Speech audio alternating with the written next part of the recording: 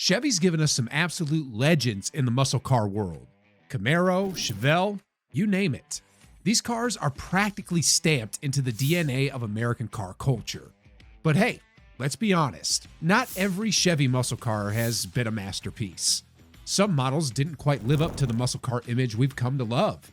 In fact, a few of them fell so far from the mark that they deserve a list of their own. So today, we're going to be looking at the top 5 ugliest Chevy muscle cars ever made. You know, the absolute uglies of the Chevy lineup.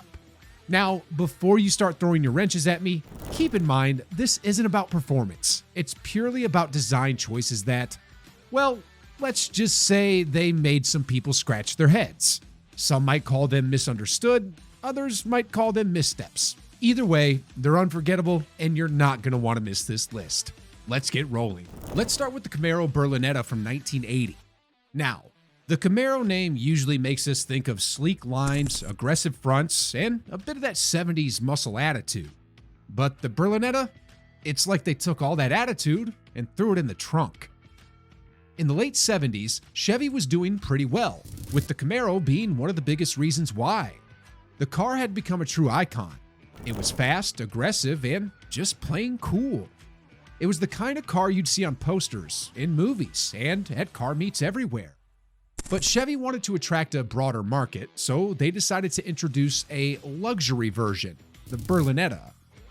Now, instead of that mean, muscular look we all loved, they swapped it in these ugly, boxy, square headlights and threw on way too much chrome. The Berlinetta ended up with these big, chunky lines, oversized bumpers, and a front grille that looked really questionable. Rather than looking sleek and powerful, it came off bulky and kind of bland. Definitely not the Camaro vibe fans were hoping for. As you'd expect, the Berlinetta didn't exactly take the market by storm.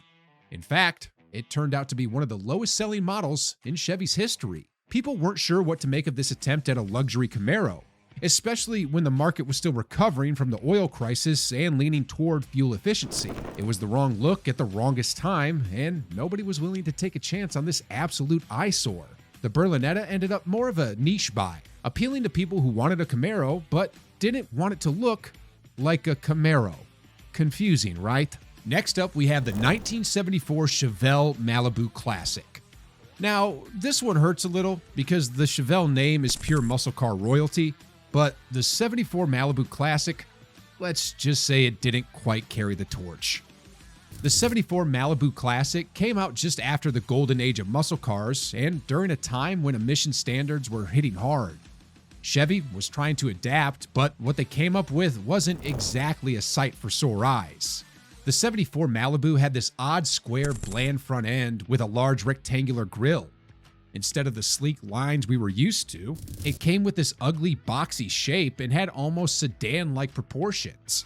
It looked more like a family car than a muscle car, and that was the problem. Chevy was trying to make it appeal to a broader market, but in doing so, they stripped away what made it iconic.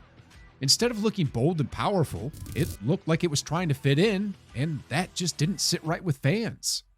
It wasn't just the looks that were a letdown. The performance was pretty underwhelming too, thanks to those new emissions rules. Chevy tried offering a range of engines, but even the biggest option didn't pack the punch fans had come to expect. The Malibu Classic had everything from a 250 cubic inch inline 6, making just 100 horsepower, up to a 454 cubic inch V8, which managed 235 horsepower. But compared to earlier muscle cars, these engines felt a bit tame. And to top it off, the sales numbers didn't exactly back up Chevy's design choices here. It was like they tried to please everyone and ended up pleasing no one. The Malibu Classic ended up being more like a ghost in the muscle car lineup. It was there, but it barely made any noise. It didn't have the roar or the presence to stand out, so it just kind of faded into the background.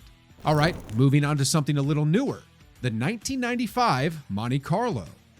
This one came out during a time when Chevy was experimenting with some softer, more rounded designs. But for muscle car fans, it was a bit too soft. The 95 Monte Carlo was supposed to be sporty, but its design was all curves and rounded edges, giving it more of a family car vibe than a performance vehicle. It had a wide, almost stretched out look. but without any of the aggression that muscle car fans liked and wanted. Chevy was targeting a broader market, and they figured they'd tone down the muscle car elements to make a more refined look. But instead, all they got was a very lame, watered-down design that didn't catch anyone's attention. Performance-wise, however, it wasn't exactly terrible, but it just lacked that distinctive muscle car roar and style. And as for sales, let's just say they weren't anything to write home about.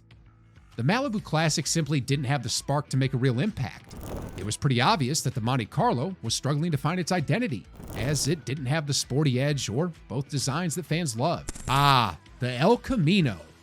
This one's a bit of an oddball on our list. Now, the El Camino has always been unique. It was already a strange sort of half-car, half-truck hybrid that somehow managed to develop a cult following. But the 1987 model? That's where things got a little too strange. By the late 80s, Chevy was trying to make the El Camino more fuel efficient, but the design didn't quite land. The 1987 model came with a blocky, squared-off front end that looked like it belonged on a completely different car.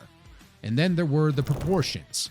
Way too much up front, almost as if it was dragging all its weight forward, with a back end that looked almost shrunken by comparison. It felt like Chevy couldn't decide if this should be a tough muscle car or a practical truck. And instead, it ended up looking like a strange mix of both without fully committing to either. Sales were pretty disappointing. People just didn't know what to make of it. Muscle car fans weren't interested in a pickup, and truck fans didn't see the appeal of a muscle truck. It was like the El Camino hit rock bottom in 1987, caught between two worlds and not fitting into either. And here we are, folks, the ugliest Chevy muscle car ever made, the 2004 Chevy SSR. I took one look at this car and said to myself, yeah, no, this is one of the ugliest cars I've seen in my life. And trust me, I have seen a lot of cars. Now, if you're a fan of unique cars, you might appreciate the SSR for its bold retro styling.